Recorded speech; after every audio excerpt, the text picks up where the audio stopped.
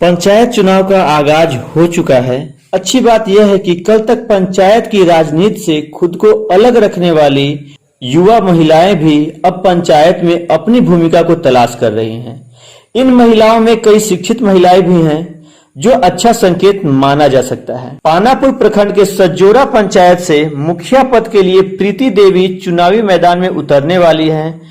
ये युवा और शिक्षित हैं, व्यवसायी अरविंद की पत्नी हैं और अब तक बड़े शहर में रहती रही हैं। गांव में महिलाओं की स्थिति को देख मुखिया से चुनाव लड़ने का मन बनाया है।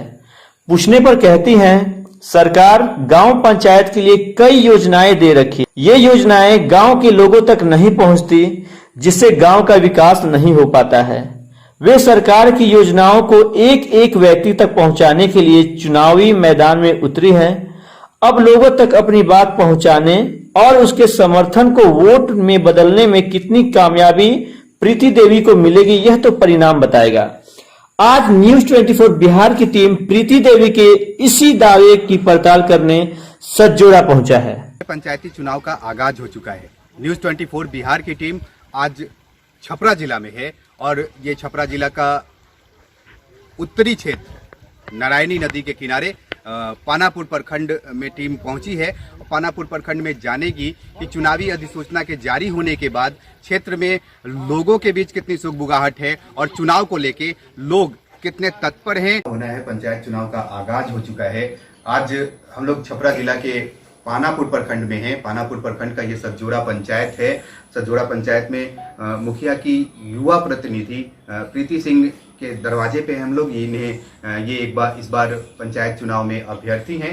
जानना चाहेंगे कि क्यों पंचायत चुनाव में ये बतौर अभ्यर्थी लोगों के सामने हैं और इनका क्या विजन है, किस तरह से ये अपने गांव और अपने लोगों के विकास या अन्य मुद्दों पर सोच रखती है। सीधे सीधे आज बात करेंगे। मैम, आप चुनाव लड़ेंगी, लोग आप ही को चुनेगा, आप ही की बातों पर भरोसा करेगा, इसका क्या आधार है? इसका आधार ये है कि मैंने ये संकल्प पत्र बनाए हैं, जो मैं अपने हाथों से लिखा है मैंने, और इसमें जो भी योजना है उसको मैं पूरी तरह से इसका पूरा करूंगी। इसमें जो भी चीज लिखा हुआ है टोटल चीज मैं पूरा करूंगी योजना। तो ये है, और मैं अपने आप से भी लोगों को, जनता को इस बारे में अपने मुंह से भी बता रही हूँ, समझा रही हूँ।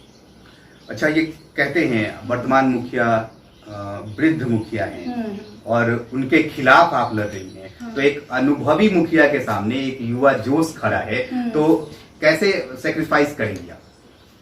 ये कहूंगी जनता को कि देखिए, आप अगर वृद्ध इंसान है या वो खुद भी कुछ नहीं जानता है या फिर पढ़े लिखे भी नहीं चाहे, या फिर बुजुर्ग महिला है, तो वो क्या कर सकती है? वो खुद भी चल नहीं पा रही है, अपना ही जब संभाल नहीं पा रही है, फिर समाज को या फिर अपने गांव को क्या विकास करेंगे? अच्छा प्रीति जी, आपको लगता है कि मुखिया का पद जिस तरह का है उस पद के लिए एक पढ़ा लिखा प्रतिनिधि चुना जाना ज्यादा जरूरी है? बिल्कुल जरूरी है। अगर पढ़ा लिखा नहीं होगा तो जैसे जनता आती है, मुखिया के पास जाता है, तो जनता ही कहते हैं, मैं घूमी हूँ, उनसे बात की हूँ, तो पता चला मुझे कि जनता जब जाते हैं कुछ कागज या तैयार करने के लिए, तो लोग सीधा इशारा करते हैं कि आप इधर चले जाओ, उधर चले जाओ। मान कि मुखिया आप जब बने हो तो फिर जनता को क्यों दौड़ना पड़ रहा है और कहीं? तो क्या लगता है कि आप मुखिया बनेंगी तो लोगों की जितनी सारी जरूरतें होंगी उन जरूरतों को अपने पंचायत में ले आएंगी? बिल्कुल, मैं ले आऊंगी। मैं देखिए आगे मतलब वो कोई एक्स्ट्रा चीज नहीं बोल रही हूँ, जो सरकार योजना दी है मैं उन्हीं को लाऊंगी सर। कोई भी ऐसी चीज नहीं बोलूंगी जो योजना में नहीं है। पंचायत के चुनाव में नए लोग नहीं आते, आप अभी युवा हैं और पंचायत चुनाव में इंटरेस्टेड हैं, तो क्या लगता है आपको कि युवाओं को चुनाव में आना चाहिए? बिल्कुल आना चाहिए। युवा ही हैं जो अभी दुनिया जितना आगे तेजी से बढ़ रही है, उस तरह से युवा आएंगे तो वही सही ढंग से काम कर सकते हैं। क्या प्लान है आपके दिमाग में कि तो अपने पंचायत के लिए आप क्या करना चाहते हैं? मैं अपने पंचायत के लिए शिक्षा की व्यवस्था, लेडीज के लिए काम की व्यवस्था, ये सब करना चाहती हूँ। और सरकार तो दे ही रहा है, योजना देना है, तो योजना को मुझे सिर्फ लाना है। यहाँ पे सरकार योजनाएं देती हैं, लेकिन पंचायत के गांव तक वो योजनाएं सही ढंग से इम्प्लीमेंट नहीं होती, उतरती नहीं है, लोगों को वो लाभ नहीं मिलता है। तो क्या ऐसा कुछ करेंगे कि लोगों तक वो सरकारी योजनाओं का लाभ मिलना शुरू हो जाए? मैं ऐसा करूंगी कि जो नियम होता है मुखिया का पद बहुत बड़ा पद है, और इसको मैं नियम से, सरकार की नियम के अनुसार मैं इसको काम को आगे बढ़ाऊंगी। और जो भी है सरकार का योजना, वो हर चीज को मैं उतारूंगी, लोगों को समझाऊंगी और करूंगी। यहाँ आने से पहले लोगों से जो मुझे पता चला, वो पता चला आपको गांव में प्राय रहती नहीं है, अब गांव में रहना शुरू किया है। तो किस तरह से चुनाव जीतने के बाद अगर लोग आपको जिता देते हैं तो क्या आप फिर पंचायत में रहेंगी? बिल्कुल रहूंगी, ये भी मेरा घर है और मैं शादी करके यहीं आई थी, और बाहर रहना कोई प्रॉपर मेरा मकसद नहीं कि मुझे बाहर ही रहना। और जब मुझे काम मिलेगा, फिर जनता मुझे जब पसंद करेगी, तो मैं बिल्कुल उनके लिए रहकर यहाँ पे सेवा करूंगी। जिले का सबसे उत्तरी क्षेत्र है, गंडक नदी के एकदम से किनारे पर, प्राय बाढ़ से ये ग्रसित रहता है और लोग प्रत्येक साल बाढ़ की विभीषिका को झेलते हैं। उनके लिए आप क्या सोच रहे हैं? उनके लिए मैं यही सोचती हूँ, पिछले अभी 14 नंबर वार्ड में जिया राशि उनका आने वाला था, जो नहीं आया, और मैं प्रयास कर रही हूँ कि उनका वो जो जिया राशि नहीं मिला है 14 नंबर वार्ड को, उनको मिले। उसके लिए मैं प्रयास बहुत ज्यादा करूंगी आने के बाद। अब तो चुनाव सर पे आ चुका है और चारों तरफ एक तरह से चुनावी बिसात बीत चुका है। आपके मैदान में आने के बाद भी और भी बहुत सारे अभ्यर्थी होंगे, और इन अभ्यर्थियों के बीच आप अपने को सर्वश्रेष्ठ किस तरह से साबित कर पाएंगे? इस तरह से साबित कर पाऊंगी कि मैं सच्चाई के रास्ते पे हूँ, सत्य बोलती हूँ और सत्य रास्ते पे चलती हूँ।